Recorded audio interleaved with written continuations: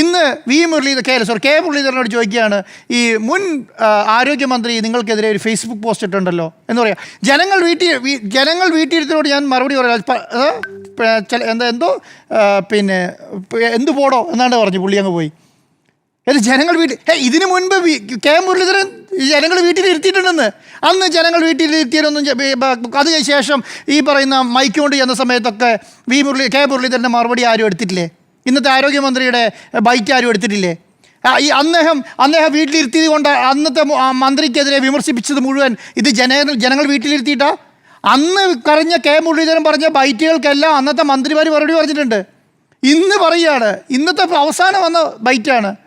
അവസാനം പറഞ്ഞത് പണിയില്ലെങ്കിൽ പോകുന്നോ എന്താണ്ട് പറഞ്ഞിട്ട് പോയി പുള്ളി. ഇപ്പൊ ഈ അരമണിക്കൂർ മുമ്പത്തെ കാര്യം വീണ എന്താ പറഞ്ഞത്? വീണ പറഞ്ഞ എന്തോ ആയിക്കോട്ടെ, ഞാൻ പറയുന്നത് ഈ ശൈലി പഠിക്കുന്നതന്നെ. ഈ ശൈലി നല്ലതാണ്, ഈ ശൈലി ന്യായീകരിച്ചാൽ മതി മേഡം, പ്രശ്നമില്ല. അല്ല, പ്രകോപിതനാണ്, ഇത് നല്ലതാണെന്ന് പറഞ്ഞാൽ മതി. ഇത് മറ്റേ ആൾ പ്രകോപിതനായിട്ടുണ്ട്, അതുകൊണ്ട് ഞാൻ പ്രകോപിതനായില്ല എന്ന് പറയാൻ പാടുമോ? ഇപ്പം ഞാൻ പറയൂല്ലോ, എല്ലാ പ്രാവശ്യവും ഏത് ഈ പിണറായി വിജയനോ അല്ലെങ്കിൽ ഇടതുപക്ഷ സർക്കാരിനോ എന്തെങ്കിലും പറയാനുണ്ടെങ്കിൽ അവർ പത്രസമ്മേളനം വിളിച്ച് പറയും. അത് എല്ലാ കാലത്തും ഉള്ളതാണ് അല്ലേ? ഇപ്പോഴെന്താ സംഭവിച്ചത്? അന്ന് അങ്ങനെയല്ല പോരായിരുന്നത്. ജനങ്ങൾ ചോദിക്കുന്ന ചോദ്യങ്ങൾക്ക് നിങ്ങൾ ഉത്തരം പറയേണ്ട ഉത്തരവാദിത്വം നിങ്ങൾക്കുണ്ട് എന്ന് ഘോരം പ്രസംഗിച്ച ആൾക്കാരാണ് ഇവർ അല്ലേ? എന്നിട്ട് ഇപ്പോൾ ബുധനാഴ്ചത്തേക്ക് കാത്തു നിൽക്കണം. ബുധനാഴ്ചയ്ക്ക് കാത്തു നിൽക്കുമ്പോൾ ഒരു സൈഡിലേക്ക് ചോദ്യം വരുള്ളൂ, ഈ സൈഡിലേക്ക് ചോദ്യം നിങ്ങളോട് മറുപടിയില്ല എന്ന് പറഞ്ഞുകൊണ്ടിരിക്കുകയാണ്. ഇങ്ങോട്ട് മാത്രമേ പറയുള്ളൂ. നിങ്ങൾക്ക് എന്തെങ്കിലും ചോദിക്കാനുണ്ടെങ്കിൽ ചോദിക്കുന്നു പറയുന്നത്. അതെങ്ങനെ ഒരു ആൾക്കാരുണ്ടോ? ഒരു മുഖ്യമന്ത്രി വന്നിരുന്നിട്ട് പറയാം നിങ്ങൾക്ക് എന്തെങ്കിലും ചോദിക്കാനുണ്ടെങ്കിൽ ചോദിക്കുമെന്ന് പറയുകയാണ്. അങ്ങനെയാണ് പത്രക്കാരോട് ചോദിക്കുന്നത്. പത്രക്കാരെല്ലാവരും ചോദിക്കുന്നത്, എല്ലാ പത്രക്കാരെയും നേരിട്ടത് അങ്ങനെയല്ലേ? ഞാൻ ഈ പിന്നെ നമുക്ക് ഓർമ്മയുണ്ടാവും, ഈ പിണറായി വിജയൻ മുഖ്യമന്ത്രിയായിരുന്ന സമയത്ത് TV പ്രസാദ് ശക്തമായി ചോദ്യം ചോദിച്ചിരുന്നു.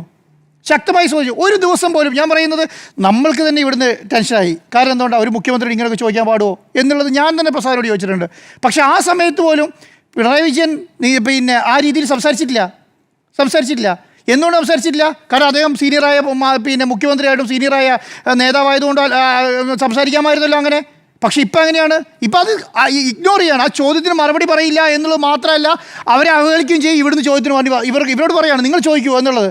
അപ്പോൾ ഇത് ഏത് ശൈലിയാണ്? അപ്പോൾ ഇതൊക്കെ നമ്മൾക്ക് ചെയ്യാം ഏത് സമയത്ത്? അധികാരത്തിൽ വരുന്ന സമയത്ത് എന്നുള്ളതാണ്. അപ്പോൾ ഇന്ന് ഞാൻ വിചാരിക്കുന്നില്ല കേട്ടോ, ഇന്ന് വലിയ രീതിയിൽ കേരളത്തിലെ പ്രതിപക്ഷം പെർഫോം ചെയ്തു ഞാൻ വിചാരിക്കുന്നില്ല കേട്ടോ.